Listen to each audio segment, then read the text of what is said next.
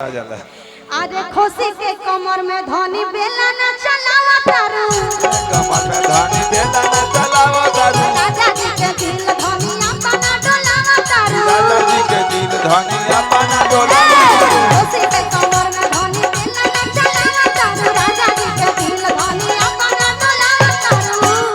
हला करे नो पांचों में धार के मन कराता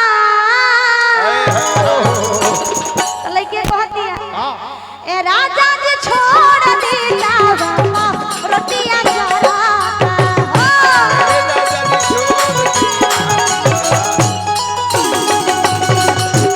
राजा जी छोड़ दी ए राजा जी छोड़ दी जावा रोटियां जराता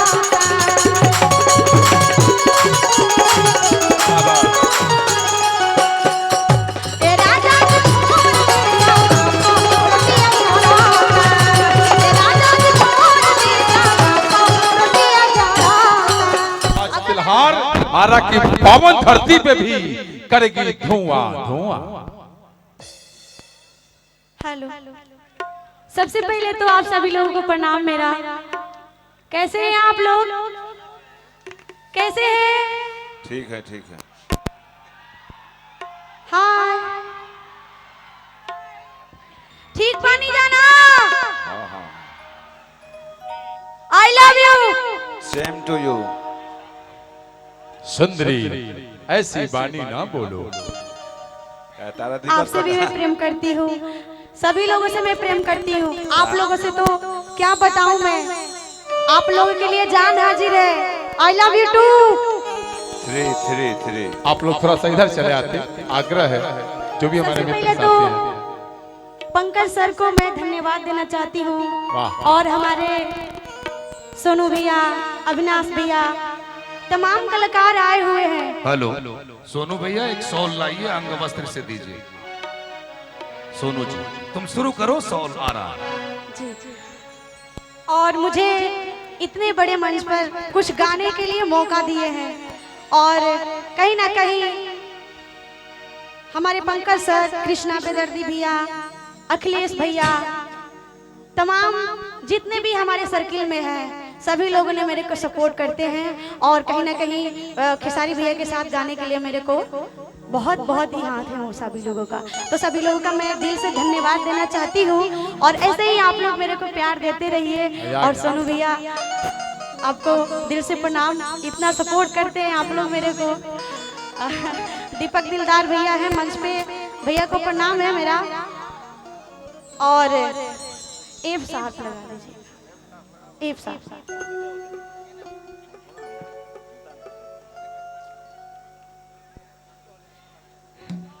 मंच पे अखिलेश भैया नहीं दिख रहे हैं, लेकिन मैं उनको तहे दिल से शुक्रिया करती हूँ और बहुत बहुत धन्यवाद। और मेरे को इतना सपोर्ट करते हैं, बहुत बहुत धन्यवाद। कहना है सबसे पहले तो हम लोग कोई भी कार्यक्रम चालू करते हैं तो माँ को याद करते हैं, जिन्होंने हम लोगों को कुछ बोलने या गाने का मौका देती हैं, और उनके ही कृपा से हम लोग जो भी हैं आज हैं। तो सबसे पहले मैं एक सरस्वती वंदना गाऊंगी, उसके बाद अपने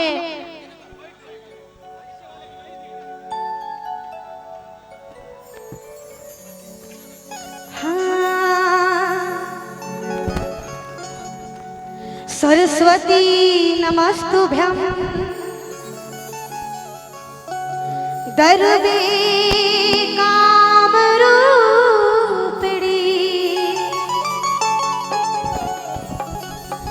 विद्यारंभं करिष्यामि सिद्धिर्भवतु मे सदा। एक बार जोर से जयकारा होके के चाहिए। तैयार मानी जानो? आप सभी लोग एक बार हाथ उठाइए, ओने से जे भी बात सभी लोग जेकरा के माई दूगो सुनर सुनर हाथ देले बाड़ी, सभी लोग हाथ उठाइए। प्रेम से बोली सच्चे दरबार की जय। प्रेम से बोली वीणा वाली मैया की जय। प्रेम से बोली शेरा वाली मैया की। ओम नमः पार्वती पतये हर हर महादेव।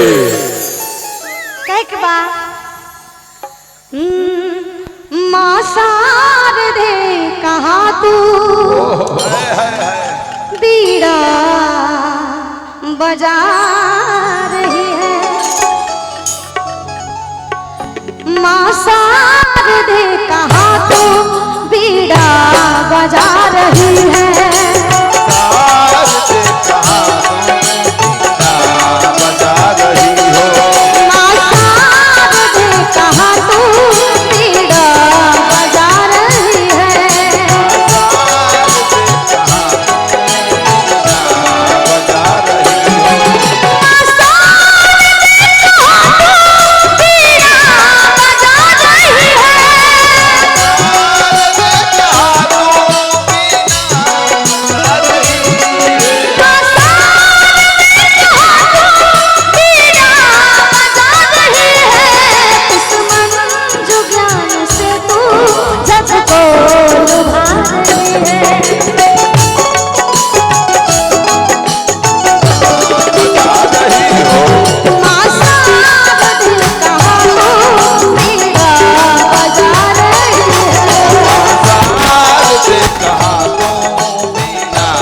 बजा रही हो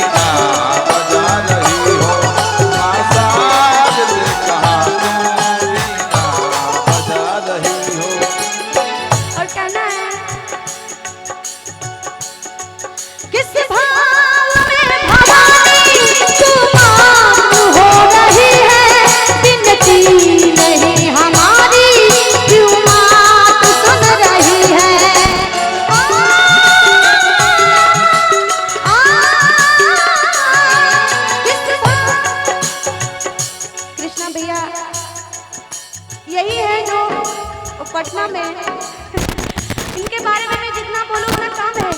और हमारे टुनटुन भैया क्या बताएं, इतना प्यार आशीर्वाद देते हैं हमको, इतना सपोर्ट करते हैं। और हमारे पंकज सर के भाई के गोल्डी राय जी के तिलक समारोह में आने के लिए बहुत बहुत धन्यवाद कृष्णा भैया। हाँ, किस भाव में भवानी हो रही है, जिंदगी नहीं हमारी क्यों बात सुन रही है।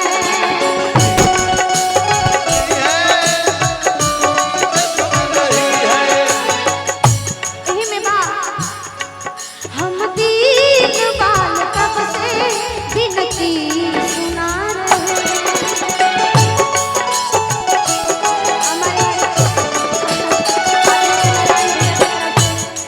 बहुत बहुत पुरस्कार बा और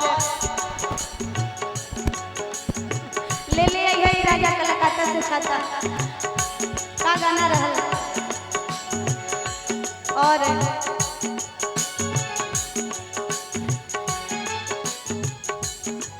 हम